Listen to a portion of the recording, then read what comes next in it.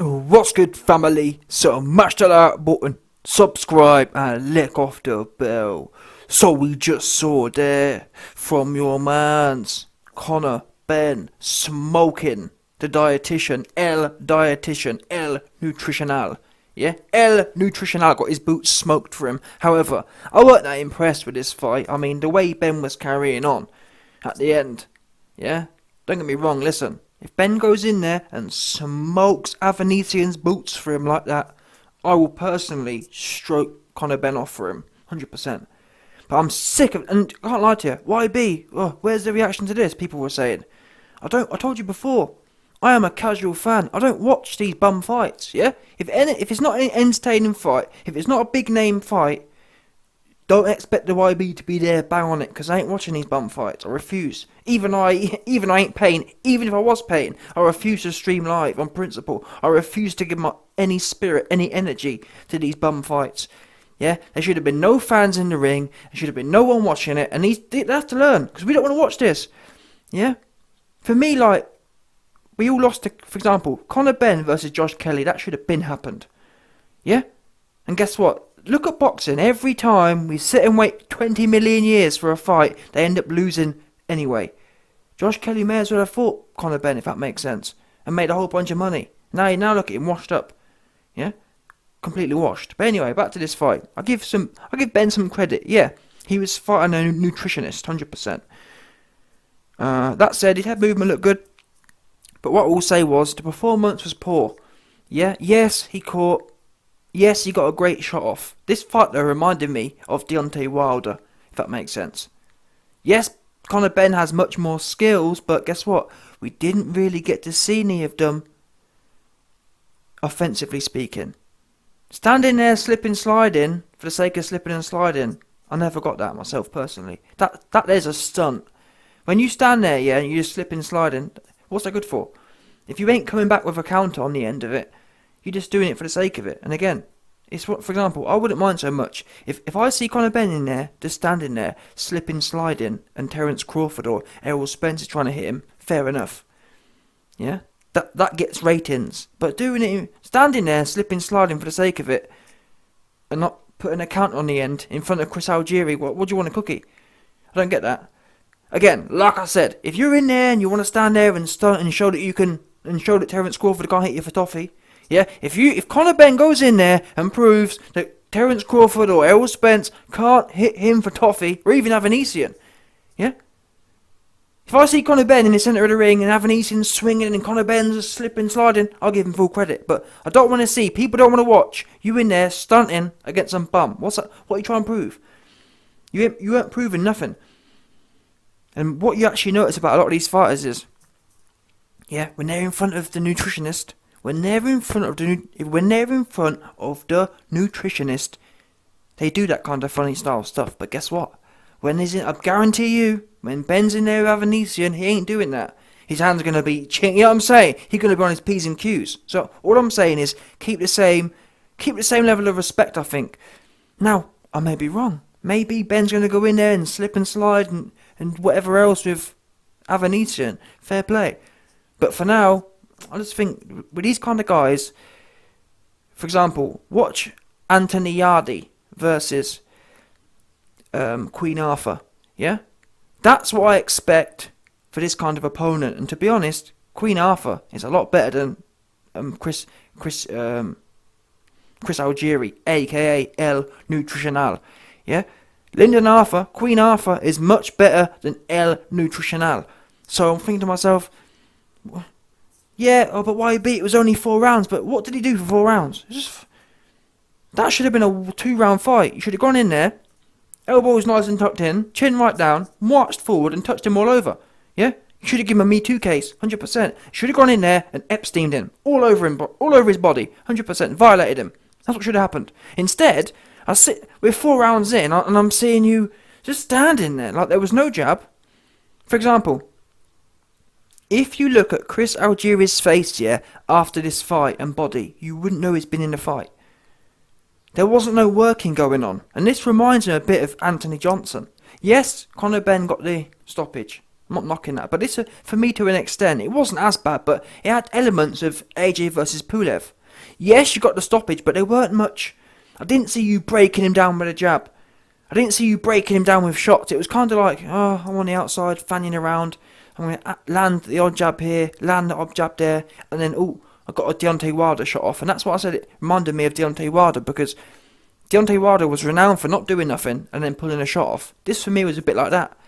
What was he really doing, offensively speaking? You should have been tattooing this dude, yeah? This dude should have been turned into Miami Ink, 100%. He should have Miami Inked his ass all over. Like I said, Epstein style, touch him all over, yeah? Get all kind of cases dropped on you, yeah? After this fight, the DA should have been ringing Conor Benn and saying, listen, we've got a case on you.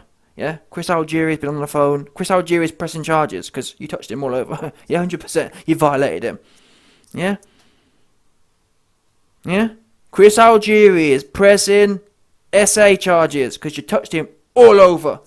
That's what should have been happening. Instead, guess what? Chris Algieri ain't ringing no DA. Yeah? Chris Algieri ain't ringing no authorities. He weren't touched. Yeah, he got knocked out, but that's all that happened. All that happened was he got knocked out.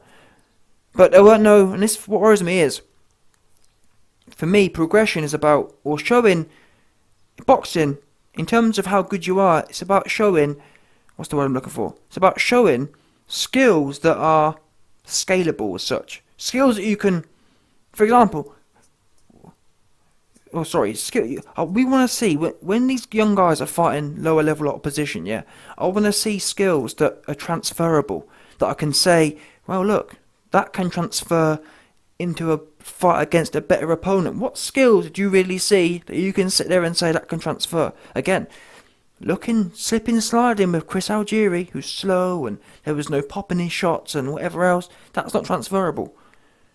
If I see you slipping and banging a counter, that might, you know what I'm saying? Something sharp, but it was all a bit, for me it was all a bit one-paced and it was all a bit, I didn't see no real intent there.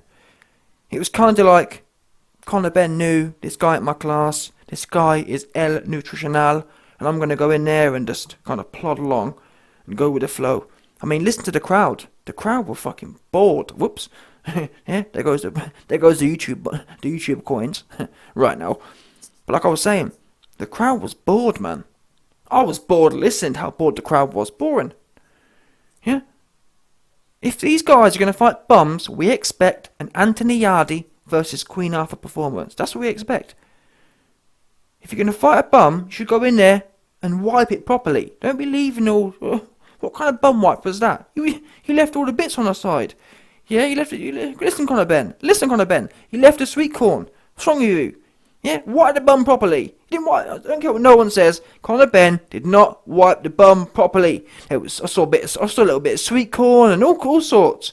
What's wrong with this guy? Funny style guy. Yeah? When you fight that level of opponent, it has to be a certain way of doing it. No messing about. Touch him all over, like I said. Or, guess what? If you want to go for that low-paced and boring stuff, get in there with a proper opponent. For example, if you go in there with David Avanesian, for example, yeah, who we know he gonna listen, you ain't gonna be getting no break to sit there and chill out. But if, for example, you're able to pull it off, where you can control the pace of the fight and just stick a jab in his face and whatever, yeah, I'm still gonna rinse you for being scary. But the point is, it's acceptable, if that makes sense. It's acceptable for you not to be doing much in them kind of fights, because at least you can say, well, there's a lot on the line. But I'm thinking to myself, how are them skills we saw tonight transferable? If he's taking all night, if you ain't able to get no shots off against, or if you ain't able to touch Chris Algieri all over, how are you going to find them shots? You know what I'm saying? Conor Benn weren't throwing nothing. If you ain't throwing nothing all night against bums, what you can do when you're in there with someone who's dangerous, who's actually giving you something to think about? That's the question. So I'm not sure what... And the thing is, all the zone guys were gassing it, saying, oh, this is and this you can tell. People, you can always tell with the commentators, they have key giveaways of what they're really trying to say. Yeah, when you hear a commentator say, oh, That's a mature performance. When you hear a prospect, yeah, getting called a mature performance, that means they're slow and they're boring. Oh, it's mature. No, because the opposite of mature is going in there, elbows nice and tight, and just letting shots off. Yeah, letting shots ring off. That's what the opposite of mature is. And sometimes, Anthony Yardy, sometimes. Yeah, and then what I feel like what's been forgotten in the sport of boxing is the fact that Floyd Mayweather came along. He had no power. He had no ferociousness. So he had to do what he had to do, in as much as he had to sell people that was, he used to slag off people like Manny Pacquiao and whatnot. Now, I'm not saying Manny Pacquiao was the most skilled. He was a bit sloppy, truth be known. But the point is, there's a balance to be had. There's no reason, people, you can't have high level. Look, I mean, again, look at Alvarez. Alvarez is a perfect example. There's no reason, or even Golovkin, there's no reason you can't have tight defense and aggressive offense. There's no reason you can't have both. And the fact that most of these guys don't spend any time actually working on. I mean, look at Josh Taylor versus Prograis. That was a great example of high level offense and high level defense, and using both at the same time. But it's almost like a lost art these days. Tonight, Conor Benn didn't really show there was no inside fightingness, was there? Against the bum as well, which makes it even worse for me. Why wasn't Conor Benn able to sit on top of Chris Algieri, toe to toe, and just work? Again, like watch Josh Taylor versus whoever. I mean versus Prograis. Watch Alvarez versus Golovkin. And especially for this kind of caliber of opponent, you should have gone in there, like I said, just got in there and got comfortable and worked. Because all this fiddliness, I'm not sure how it's going to pay off. I'm really not. But it seems to be fighters these days, they think, oh, well, go in there. And I don't know what they're thinking, truth be known. I'm not sure. Because Conor Benn, for a while, I'm not saying he's lost his ferociousness, because he got a good shot off, but is he going to be able to find that shot against top-level opponents? I'm not sure. And apart from that one shot he pulled off, I didn't see much else, is the point here. Where was the hooks? Did he throw a hook all night? Well, in fact, did you see him throw a combination all night? I didn't see no uppercuts, no hooks, and those, but don't forget, those are meant to be his main shots. I know he's caught a few people with the right hand, but Conor Benn was Conor Benn was building that kind of reputation as the guy who's able to let the combinations off. But I'm thinking to myself, when you've got El Nutrional in front of you, if you've been getting combinations off against that guy, what hope have we got for people who are better? These are the fights you want to build confidence off. For example, again, look at Anthony Yardy. Anthony Yardy, who went in there with a much more dangerous opponent than you had. He can now kind of build off that and think, wait there a minute, I've just proven to myself that a top European level dude can't take no shots, can't take no power. I bullied him. That's scalable. He can now look at the division and say, you know what, Callum Johnston, he can get some of that as well. Let's see if he can take it. And guess what? If Anthony Yardy goes in there and gives Callum Johnson a Me Too case, yeah, gives him the Weinstein, gives him the violation, then again it's scalable. You know what? Callum Johnston just posted a Me Too case on me. Now I'm going to do the same to Beterbiev. But what's Conor Benn going to say? Oh, I'm going to go in there and ice Avanesian with one shot. You know what I mean? It's a bit of a stretch, isn't it? Compared to the other examples I've given. Is what you're doing scalable? Are you likely to go in there with Avanesian and catch it and do nothing for 4 rounds, catch him with one big 1-2? Now maybe you believe that, but I mean look at Wilder. How'd that work out for him when he got to the top level? Oops. Yeah, you understand? That whole 1-2 thing isn't really scalable. It works against bums, top level guys that shot a bounce off, or it's going to get, it's either going to bounce off or either way it ain't going to do nothing, or it's not going to do much, or you're just going to find yourself in a fight somewhere. But anyway, I'm not knocking the kid. In fact, I lie. I've got some more videos coming soon. Conor Benn, I'm not really impressed with him as a person. I think he's a bit of a bully. I'm going to expose him, but as far as boxing goes, the jury's out right now. Don't get me wrong, as far as the hype jobs go, in terms of the Suns and Harley Ben and this Ben and that Ben and Eubank and all them ones there, he's probably one of the best prospects, but we ain't seen him really tested yet. I want to see the Avanesian fight, although there is an argument that Avanesian don't bring no coins, which is fair enough, but the point is, either way, Avanesian, to be honest, if you can't beat Avanesian, no, I'm not saying Avanesian's bad. I think he's a solid fighter, but if you think you're going to be beating these guys like Errol Spence and Crawford, then you should be able to deal with Avanesian, because Avanesian is he's in that. I believe he's in that realm. To be honest, I think he'd be in there. I think he'd probably go distance with Crawford and Spence anyway. Who knows? So the point is, you may as well get in there and do your business. Is he ready for him now? I don't think he is. I didn't see enough tonight from this performance. I'm sure I haven't even watched the post-fight. I'm sure Eddie Hearn's stroking him off. Oh, that's explosive. Eddie, listen to the crowd. Crowd was bored. I was bored. I only watched the highlights as well. Wow, the highlights are boring. That's the truth. Yeah? There should be nothing boring about you fighting this caliber of opponent. You go in there. I'm gonna show you, man. When I fight the caliber of opponent Tyrone is, I'm going straight in there, walking straight forward. Yeah.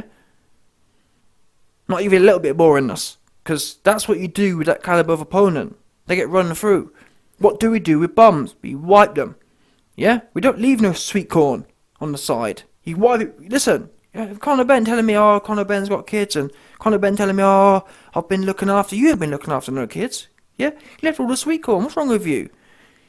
You ain't been wiping no bums. That's what you ain't been doing. 'Cause if you had, your man's El Nutritional would have got his bottom properly wiped for him. No doubt.